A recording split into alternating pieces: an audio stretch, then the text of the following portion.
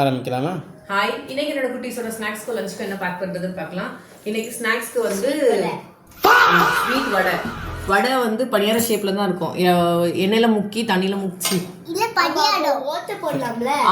ஓட்டை போட்டு எண்ணெயில் முக்குனா அது வடை. நான் அது சரி, அதுன்னு இந்த வடையில ஓட்டை இருக்குது, இந்த வடையில ஓட்டை இல்லை. பனியாரத்தில் போட்டு குழி பனியார சட்டியில் போட்டு கொஞ்சம் நெய் ஊற்றி பொரிச்சிருக்கேன். ஸோ அது வந்து பனியாரம் ஷேப்பில் இருக்கு. கருப்பு உளுந்து கருப்பட்டி போட்டு ஸ்வீட் வடை.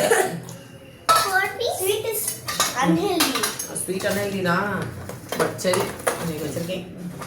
ஓகே, அதுக்கப்புறம் லஞ்சுக்கு வந்து இது சாப்பிட்டுட்டு நீங்கள் ஹெவியாக சாப்பிட்டுக்கிட மாட்டாங்க. அதனால முட்டை சாதம், அதாவது என்னது எக் ஃப்ரைட் ரைஸ் கிடையாது.